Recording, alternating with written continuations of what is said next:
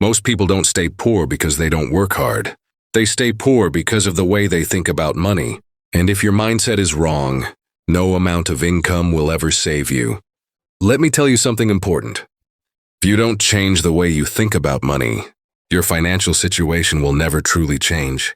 As a teacher of investment and financial education, I have seen this pattern again and again. People believe that low income is the main reason they struggle financially. But income is rarely the real problem. The real problem is financial mindset. A mindset is not just what you think. It is how you make decisions, how you react to money, and how you behave when you earn, spend, save, or invest. Many people unknowingly carry a financial mindset that keeps them trapped in the same cycle for years. They work harder, they earn more, but somehow, they never move forward. Why? Because they believe money is something to spend, not to build. They believe money is for comfort today, not for freedom tomorrow. They believe wealth is about luck, not discipline. This mindset quietly controls their life. They celebrate every increase in income. By increasing their lifestyle, they feel rich for a moment, but remain financially fragile. As a financial educator, I always say this: if your mindset stays the same, your results will stay the same. You cannot out-earn a broken mindset. You cannot save yourself with income alone, and you cannot invest successfully if your thinking is still emotional and short-term. In this series, I will guide you step by step to recognize the financial mindset that keeps people broke, and more importantly, how to replace it with a mindset that builds stability, growth, and freedom. But first, you must be willing to look honestly at the way you think about money. Because real financial change always starts inside, long before it shows up in your bank account. The first dangerous financial belief most people have, one of the most dangerous financial beliefs I see as an investment teacher, is this: if I earn more money, my financial problems will disappear. This belief sounds logical, but in reality, it is one of the main reasons people stay broke. Income does not fix mindset. Income only amplifies behavior. If someone earns little money and spends carelessly, when they earn more, they will simply spend more carelessly. I have worked with people who doubled their income, tripled their income, even increased it 5 times. Yet their financial stress stayed exactly the same. Why? Because every increase in income was followed by an increase in lifestyle. A better phone, a better car, more expensive habits, more social pressure. They felt successful, but they became more dependent on money, not freer. This is what I call the income trap. When people believe income is the solution, they ignore the system behind money. They don't ask, how do I control my spending? How do I direct my cash flow? How do I turn income into assets? Instead, they ask only one question: how can I earn more? Earning more is not wrong, but earning more without structure is dangerous. As a financial educator, I teach this principle. Wealth is not built by how much you earn, but by how much control you have over what you earn. If you don't control your money, money will control you. That is why many high-income earners live paycheck to paycheck. They look successful from the outside, but financially, they are one emergency away from collapse. This belief keeps people running faster, but never moving forward. True financial growth begins when income becomes a tool, not a reward. And that shift requires discipline, not motivation.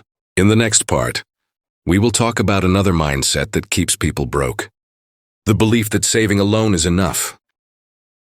Why saving money alone will never make you free. Another financial mindset that quietly keeps people broke is this belief: as long as I save money, I will be financially safe.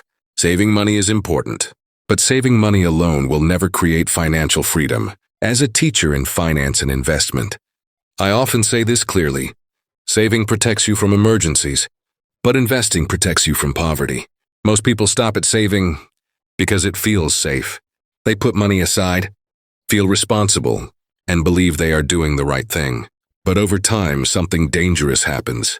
Inflation slowly eats their savings. The cost of living increases. Their money loses value silently. They are not getting poorer overnight, but they are getting poorer year by year. This is not a personal failure. It is a misunderstanding of how money works. Saving is defensive. Investing is offensive. Saving keeps you stable. Investing allows you to grow. Many people avoid investing because they associate it with risk, fear, or complexity. They say, "I'm not ready yet. I don't know enough. I'll start later when I have more money." But later rarely comes.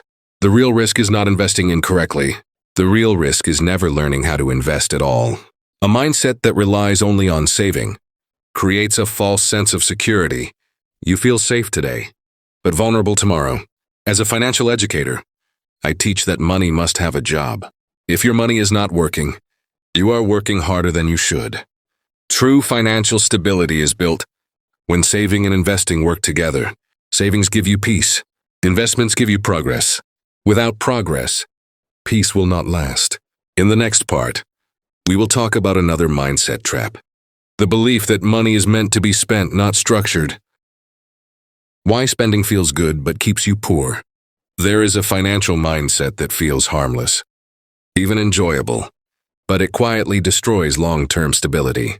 That mindset is this: I work hard, so I deserve to spend my money. Emotionally, this feels fair. Logically, it sounds reasonable, but financially, it is extremely dangerous. As a teacher of investment and financial behavior, I see this mindset everywhere. People don't spend money because they need to. They spend money because they are tired, stressed, or seeking relief. Spending becomes emotional therapy. A purchase becomes a reward. A lifestyle upgrade becomes proof of success. Consumption becomes identity. And for a moment, it works. Spending gives comfort. It gives status. It gives instant satisfaction. But money spent for emotion never creates security. This mindset trains the brain to associate happiness with consumption, not with control or growth. Over time, people stop asking, "Does this help my future? Does this create value?" They only ask, "Do I feel like I deserve this?" That question is expensive. When spending is driven by emotion, financial planning disappears. There is no system, no structure, no long-term thinking. As a financial educator, I always emphasize this truth.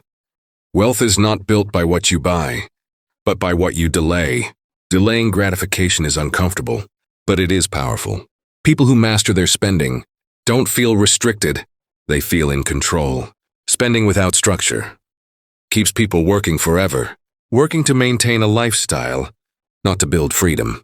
Money flows out quickly, and stress returns even faster. This is why many people feel broke, even when they earn more than ever before. They upgraded their life, but never upgraded their financial system. In the next part, we will discuss another mindset that keeps people stuck: the belief that debt is normal and harmless. Why normalizing debt destroys your financial future.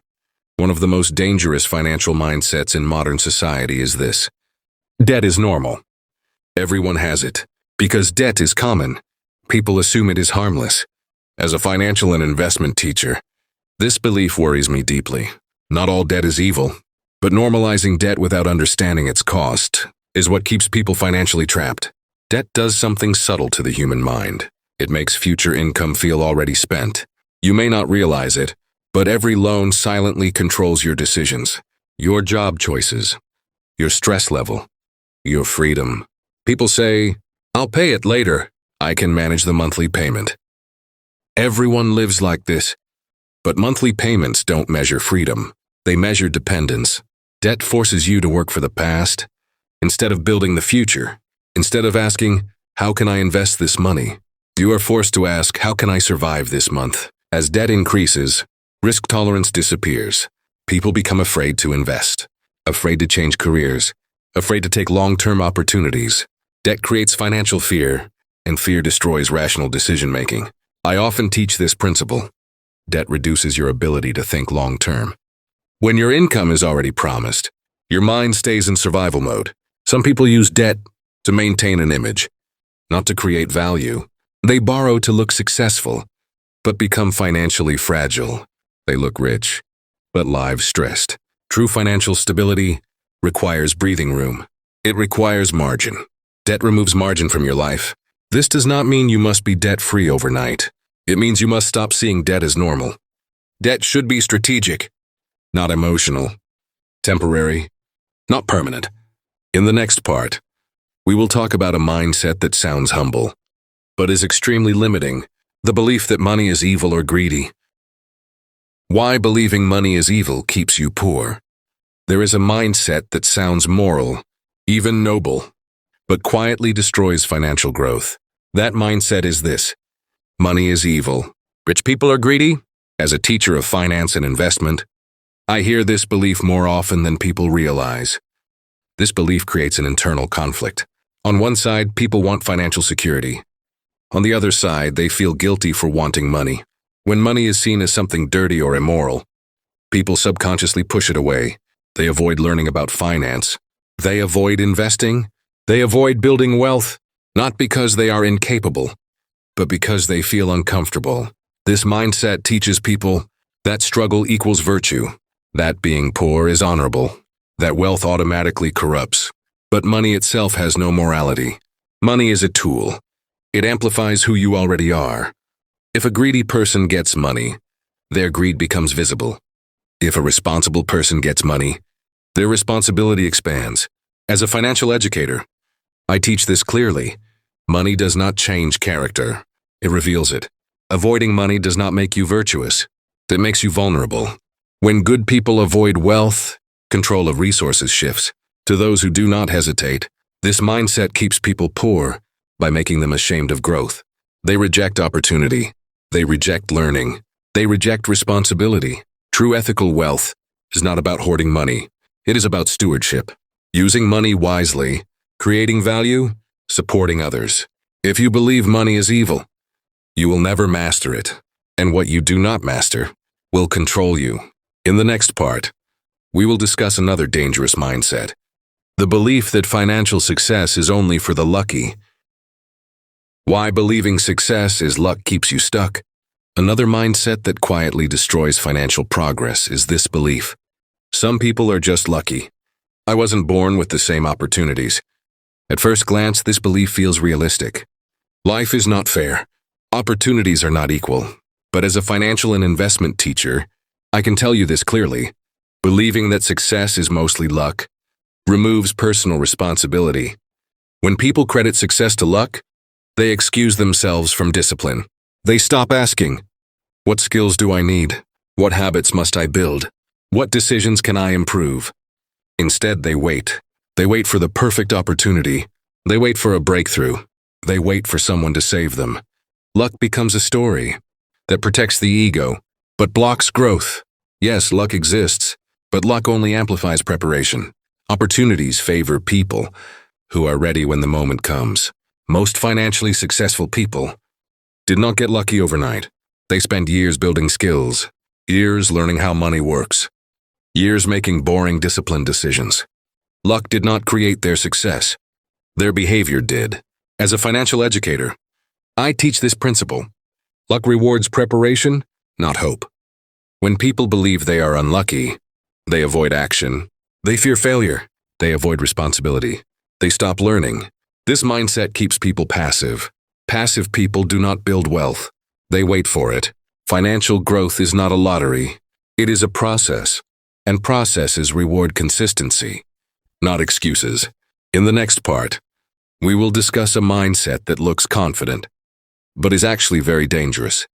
The belief that you already know enough about money. Why thinking you know enough about money is costly. There is a mindset that sounds confident, even intelligent, but quietly blocks financial growth. That mindset is this: I already know enough about money. As a teacher in finance and investment, this belief is one of the most expensive attitudes a person can have.